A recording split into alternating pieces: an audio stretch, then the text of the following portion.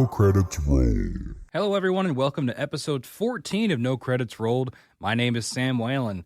And guess what, folks? We're doing an early morning recording on my end. So, just you, me, and this delicious cup of coffee out here in Radio Land. Whenever time you're listening, I always appreciate it if you're listening at all. Every little bit helps. And like I wanted to mention here as well, we are also on TikTok and YouTube at No Credits Rolled if you want to check us out. But anyway, on today's show, we're going to cover some news stories real quick. And then I was going to originally do kind of a gaming grab bag thing. I've been playing a lot of different things, and I wanted to kind of just do a quick hit list. But instead, I ended up writing like 2.5 pages of notes about Marvel Rivals. That's right, folks. I was able to get in on the closed beta that's currently running at the time of recording. And turns out I have a lot to say about this game, and I've been really anticipating it. So I think I'm just going to cover that for the review portion of today's show. So yeah, let's get right into the news to kick things off. So, Respawn announces changes to Apex Legends Battle Pass after a community outcry. I am a big Apex fan, so I was kind of following the story as it went. Not so much lately, and I'll get into that with this story, but this is from Stella Chung over at IGN. She said, quote, "The initial Battle Pass changes meant that instead of a single season Battle Pass, there would be 2 Battle Passes for each split of the season, and neither would be able to be purchased with the premium in-game currency, Apex coins. As a result, players could no longer spend Apex coins from the previous Battle Pass on the next season. EA did clarify that players could unlock the first half of Season 22's premium Battle Pass rewards by completing a set of challenges in the first 2 weeks of launch, but no further details were explained at the time." So basically, how it would work before was that if you bought the Apex Battle Pass initially, and there's a lot of terminology here that I'm probably going to mix up because it's a lot of similar sounding words, you will be able to earn the next Battle Pass simply by completing the prior one because you would get the in-game currency and you would have enough to get it. So you didn't have to drop $10 every season to re-up your Battle Pass. You could just, it was sort of self-renewing. And EA and Respawn, I'm not sure who pushed for this. If I had to guess, it was probably EA. They were like, no, we're going to do away with that. We're going to make it so you have to spend money no matter what. And big shocker, people were not thrilled about that. Myself included. Apex is already sort of on the back burner for my friends and I, and this was just another sort of nail in the coffin for them. But luckily, community outcry worked. I just want to give my perspective on this, just because my friends and I have been on Apex since day one. We're big fans, despite the game's current state for us.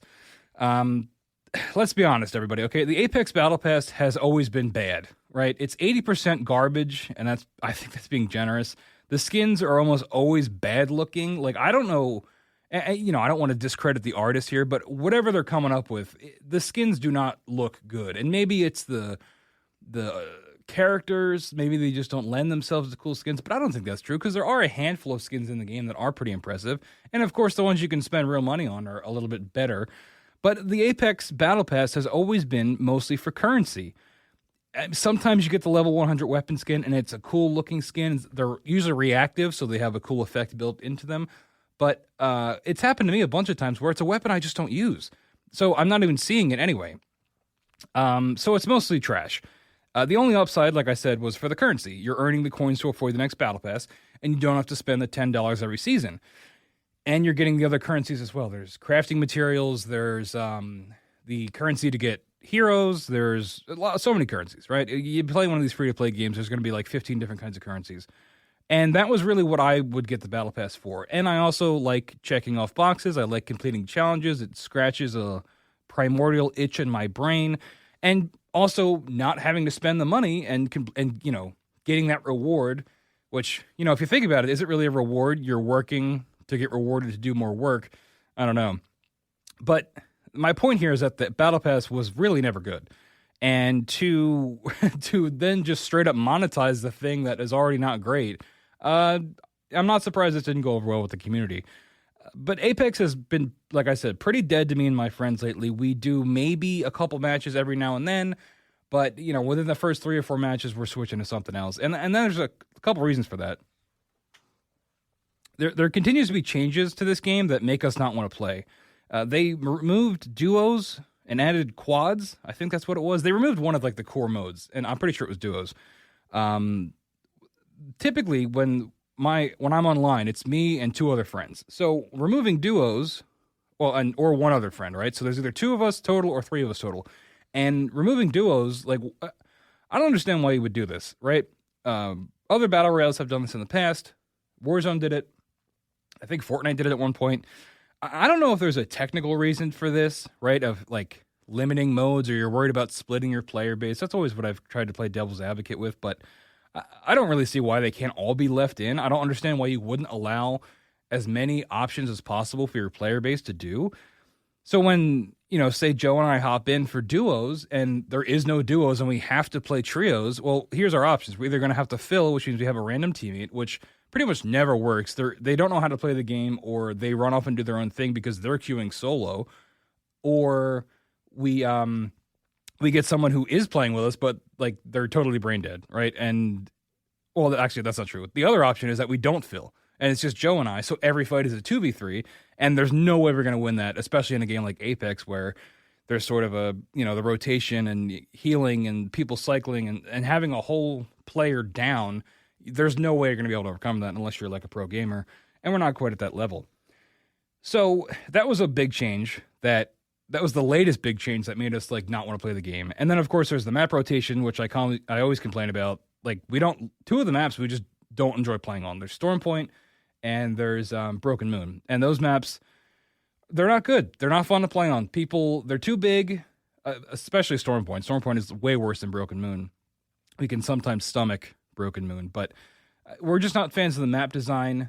And it seems like these two maps come up all the time, right? There's three other maps that we could hypothetically be getting, and it seems like it's always Stormpoint and Broken Moon. I mean, we'll play ranked just to get a different map, but it seems like, and because I just think the gaming gods are not in our favor with this game, it'll be double Broken Moon or double Stormpoint in each mode. So you can't get away from the map either. And it's like, I don't know, maybe this is a very niche issue for my friends and I, but, I've seen some online discourse about Apex, and it seems like the general community is kind of turning against it.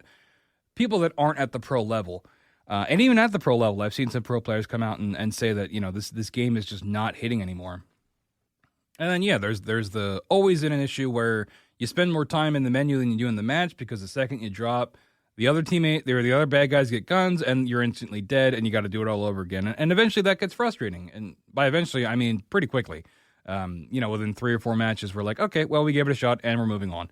And, it's like they're removing reasons for us to play the game in a game that we already are struggling to get ourselves to play.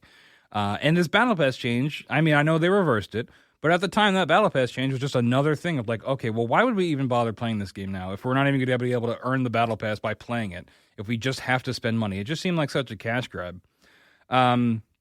So there was another quote here from Stella Chung. She says, quote, "There are now 2 new Battle Pass tiers called Ultimate and Ultimate Plus." Now, you're going to want to get a pen and paper. Don't worry, there's a handy-dandy chart that goes along with this to explain it all. But anyway, back to Stella.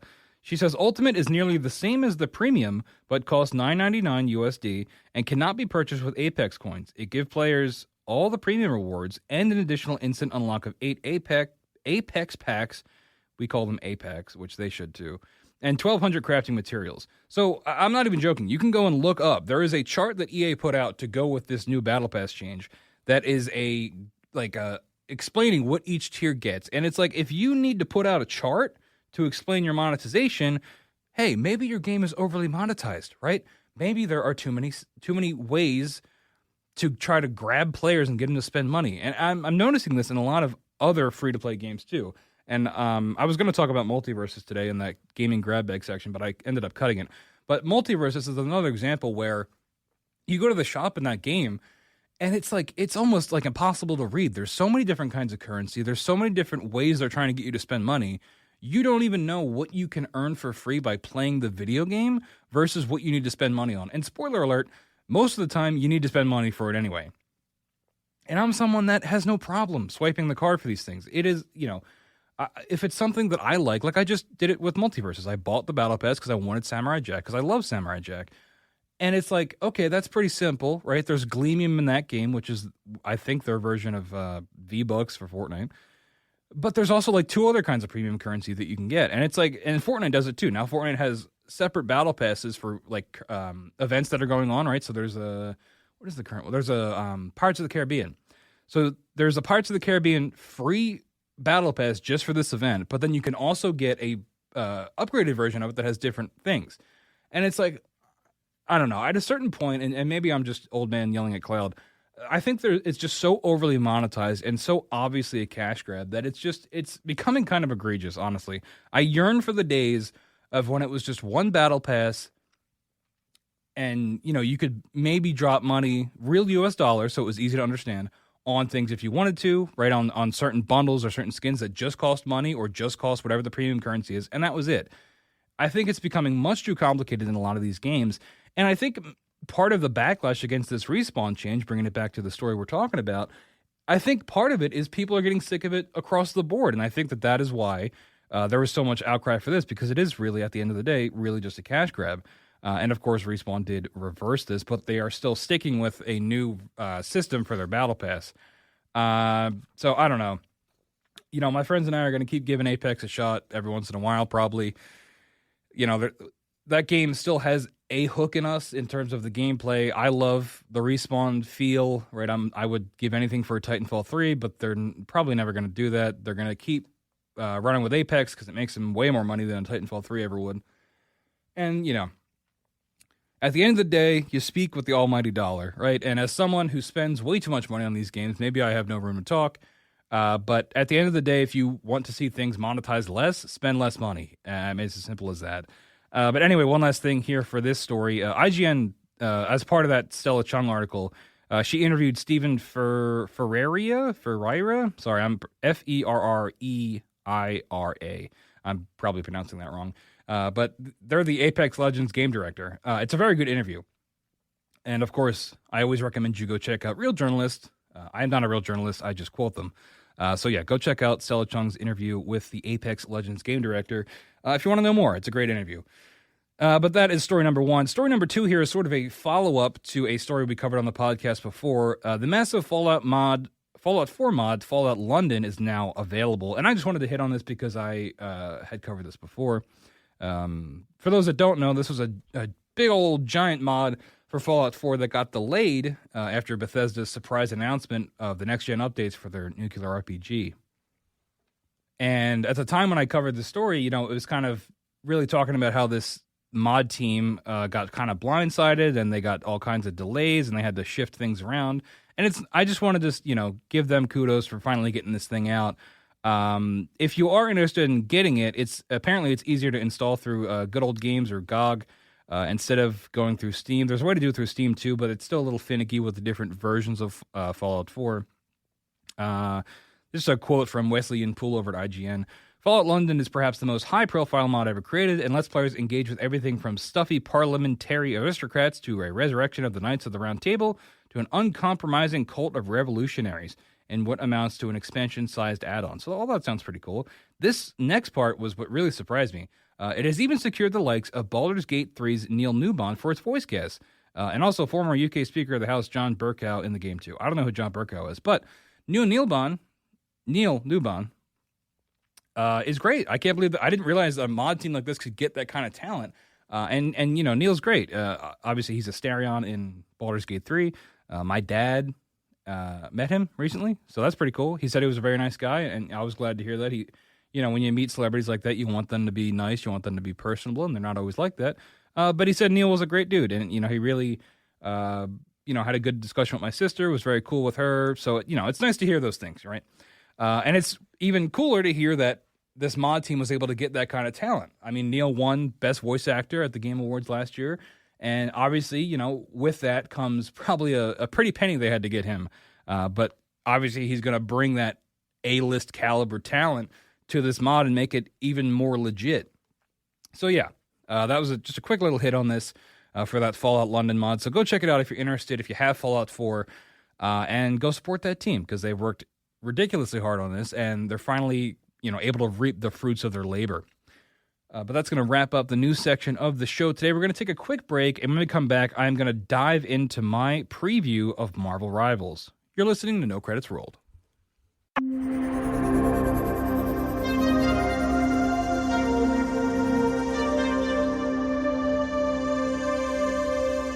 All right, everyone, back on No Credits Rolled. It's time to get into my preview of Marvel Rivals. Like I said, I was lucky enough to get in on the closed beta for this game. This is an upcoming hero shooter developed by NetEase Games. They're mostly free-to-play dev. The two games, I checked out their website, the two games that I have heard of from them are Naraka Blade Point, which is a battle royale fighter thing. It's pretty cool. It's pretty, I think it's kind of unique. I played it a little bit, and Once Human, which I have not checked out, but I know is sort of a recent viral sort of online game. I honestly don't know much about it, but I just know I'd heard of it, so I wanted to include it here. But I just wanted to say I was lucky enough to get this code because I used the credentials. Credentials is generous. I used the numbers we get for this show to sort of submit for part of their creator program. So I just wanted to thank all you listeners out there for allowing me to get this. Because I really, really wanted to play this game. I've been very, very excited for it ever since it was announced, especially once it was announced that it was coming to console. So yeah, I was able to play this game because of you guys, so I really appreciate that. I've been wanting a Marvel hero game in the hero shooter genre for a while, and I'm happy to say that for the most part, they've really stuck the landing here. The production value of this game is very, very high. They clearly put a lot of work into it, even in the beta build. I mean, it's one of those beta builds where they could have just released it straight up, and, it would have been, ready to go.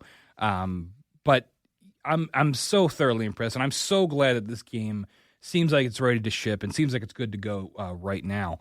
I want to sort of go back and forth here as I talk about this review, sort of do a compliment, sort of do a criticism. We'll go back and forth. But starting off, the map design, right? The maps in this game are very, very impressive, and there's pre-match cutscenes that go along with it. Each map sort of has its own story, just like Overwatch, where you had, it's not as obvious in Overwatch, but there are little narratives depending on the map you're on, for the OG maps anyway. In Marvel Rivals, it's much more forward. There are pre-match cutscenes, there are characters on certain maps that you can interact with in the pre-game, like in the lobby where you're waiting before you can play. There are characters you can interact with there. And it all sort of serves the narrative of each match, which I was really impressed by because I didn't know that it was going to be this detailed. And they're going with the multiverse trend, which I know has kind of been beaten to death lately, and is a lot of people are sick of that. But I think they're taking it in a direction that is pretty creative. They're mashing things up that I would not expect to be mashed up. Like the one that sticks out to me, I believe it's a mashup of Alchemex, like the 2099 future, and like a future Japan thing, Neo Tokyo kind of. I don't know. It's very reminiscent of the Overwatch map Neo Tokyo if you've played that. But these maps that are fused, there's one that's Asgard and something else as well. I should have written these down because there's only 2 maps in the beta, but each map is sort of an amalgamation of 2 different things. And that allows it to really flex their creative muscles because there's all kinds of little details. And if you're a fan of the comics, if you're a fan of the movies, if you're a fan of these characters, you're going to get a lot out of it. You're going to see a lot of things that, make you do the Leo meme where you point at the TV. And like I said, the one map that comes to mind is that future Tokyo. I was really blown away by it. I mean, in the lobby, when you pick your character, you can talk to this Spider-Man variant. She's a woman, Spider-Woman, I guess. Who's like a sorcerer, but the way they use sorcery, because they're spider people, is they like weave it as if they're weaving a web, but it's got the yellow magic stuff like Doctor Strange. Really neat.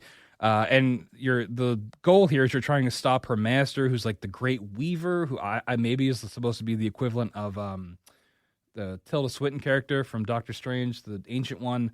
But he's like a spider guy. It's very, very cool. I don't know. I love this stuff. But you could talk to the spider variant before the match, and she's like in the lobby with you walking around.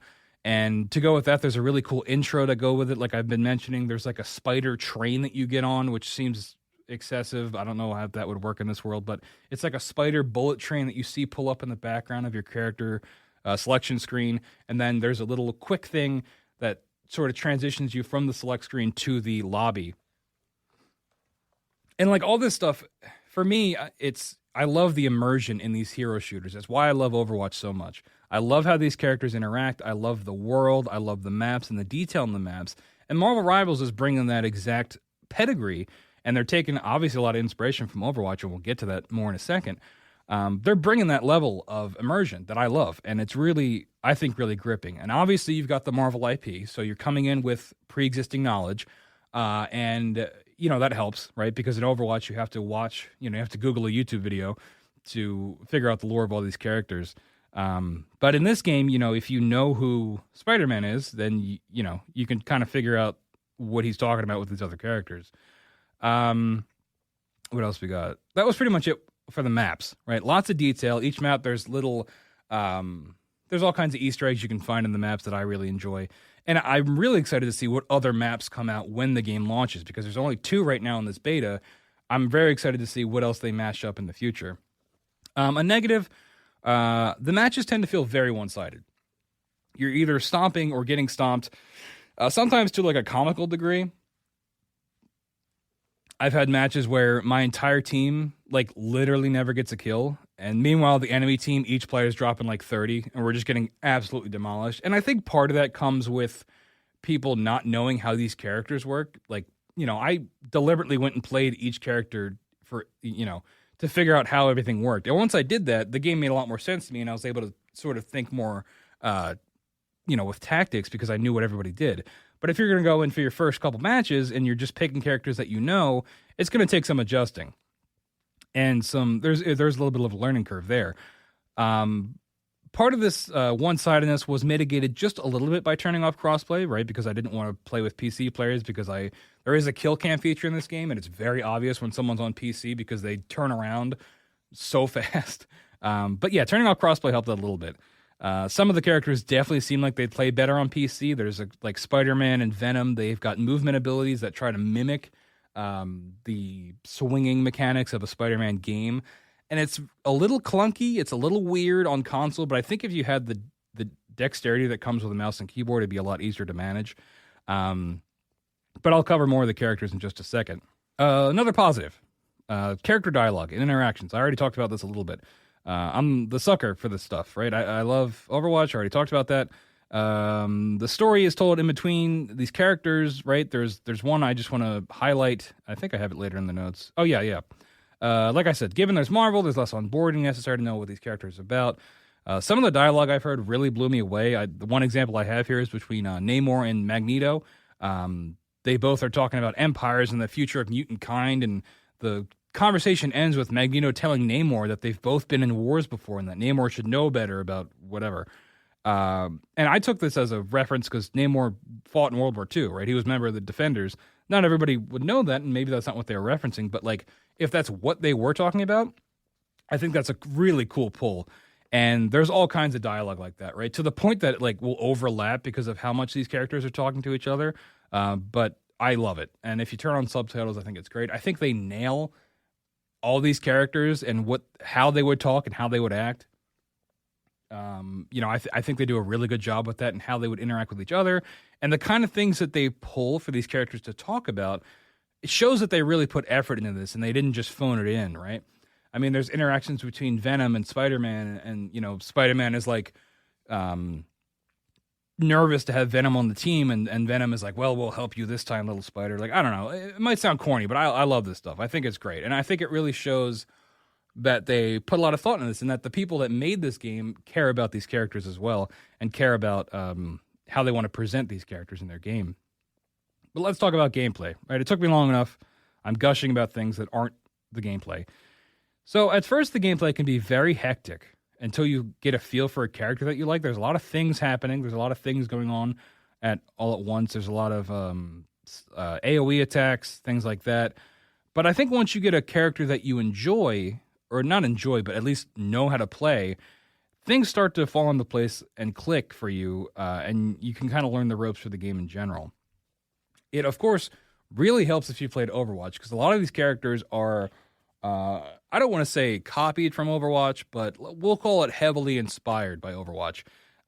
There's characters like Moira, there's characters like, a lot of the tanks are very similar in Overwatch. I mean, their abilities are mixed and mashed, but the abilities function pretty similar. So, if you've played Overwatch for a little bit, it'll help you sort of know that language. I talk about that a lot on the show, of like knowing the language of a game or a universe. And I think that in this, it's the language is Overwatch, right? It's those kind of games. If you've played Overwatch or if you've played, I don't know, I never played Team Fortress, but I know it's a similar thing. It'll help you here because you'll know. The only thing, another complaint here, I didn't have this in the notes, but they have 3 classes, right? There's, let's see if I can even remember them. There's like Strategist, which is your healer. There's Vanguard, which is your tanks. And then there's a third one, which is your DPS. And I can't remember the name of it. It doesn't matter. Either way. And that's kind of what I want to complain about in this part is like, I wish they would have called them names that are a little bit easier to understand. And the icons in the game are not helpful. It's like a crossed fist. Like, I can't even remember them. Like, I wish it was a little bit easier to know because the game will suggest for you to pick a healer or, pick a healer or pick a hero that better makes your team composition, right? So they'll be like, pick a strategist. Well, I'm like, I don't know who's a strategist because you can't really tell, and the icons provide no help with that. I wish it was like a shield, a heal symbol, and like a fist. Like Overwatch does that, I think. I just think little UI changes like that would make it a little bit easier to understand who you're picking and what categories you're in. Of course, once you play the game for a little bit, you'll figure out who's who and what categories are what. I just think it would be a little bit easier and would kind of help that barrier to entry if they changed it to something more straightforward. I think they try to get a little too fancy with it. Unfortunately, some of the characters are just bad. They suck, and you shouldn't play them. The Hulk is really bad, which was a bummer because he was the first character I played because that was the one I was most excited for. I saw they had him working like Diva in Overwatch where you would switch between Bruce Banner and the Hulk.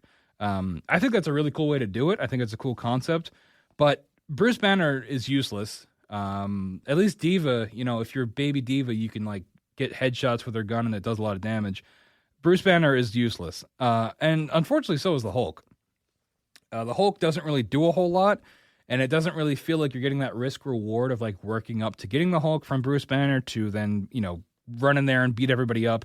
He just doesn't feel like that powerhouse that you'd want from being the Incredible Hulk. On the other side of that, Scarlet Witch, in my opinion, is totally broken. She's Moira from Overwatch in terms of having lock-on damage, except she doesn't have to heal. So all she does is lock onto you and kill you really fast. Also, her ultimate is she runs up in the air, and it's basically a Diva ult, but like, I think it's worse than a Diva ult because I just think the way it works, it just instantly deletes everybody. I don't think it does set damage. I think it just deletes characters. It's pretty easy to telegraph it when it's coming, and I do believe if you use shields, you can block it. But it's pretty busted, and it also destroys terrain, and we'll talk about terrain in a second. But yeah, there are balancing issues, and that's to be expected, right? When you're playing the beta of a hero shooter, they need to work out the kinks. Sure, they can playtest it, but no amount of playtesting is going to equate to the numbers they're getting now, allowing some of the public to get in. They've done a good job of making most of the characters easy to learn and hard to master, which is always sort of one of the hallmarks of this genre. Some of them have really, really cool abilities. I want to shout out Doctor Strange in general, in particular. He can make portals, right? Because he's Doctor Strange and that's his thing. But the portals, it's not like Symmetra in Overwatch where it's like 2 beacons you're putting down. He can put his portals down on like different angles or different heights, and you can shoot and see through them. It's like, it's a portal, right? But it's like in the MCU how the portals are, 1-to-1. It's hard to describe without seeing it, but it's really kind of mind bending, and I'm imagining all the potential that could be had with it. Just yesterday I was playing, and I was able to place the portal above the point that we needed to capture, and the other side of the portal was like right outside of our spawn, so we could just sit and spawn, shoot through the portal, and then push in through the portal when we needed to. It's really, really neat, and I think that's the biggest power that I've seen that is like, wow, this is really neat, and it's kind of a miracle it doesn't just crash the game. So yeah, that one's pretty cool. There are other abilities like Magneto is pretty cool. He's sort of like a Zarya from Overwatch mixed with a Sigma. He can put shields on other people and then absorb the metal, and you can hear the metal on his back. Like there's really cool sound design with that, and then you can make like a sword out of it and do melee attacks. Really neat stuff. And I think another thing I want to praise about this game is the way they use the power or the abilities matches with the characters very well, and you feel like you're embodying these Marvel characters.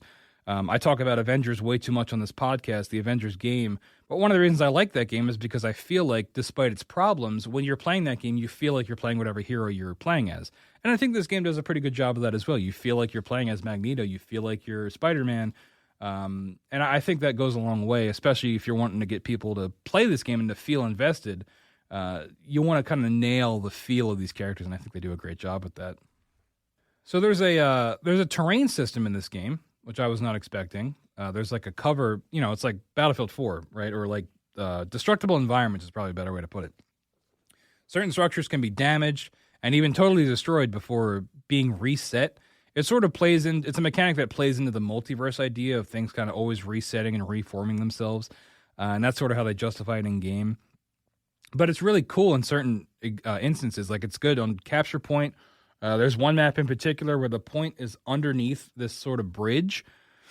So you can blow the bridge up and you have easier access but less cover. There's the Spider Tokyo future map is you're moving the payload, and there's like there's a section of the map where there's a bunch of different buildings, and you can like blow up the whole building basically. And it's really neat. And I think I talk about immersion a lot with this, and it goes back to that immersion a little bit too. Like, I was playing as a Punisher, and I was in one of these buildings shooting down on a Namor, and he started throwing his tridents at me, and I backed up to try to get cover, but the tridents kept coming and was like punching through the wall on the floor to get to me, and it was really neat.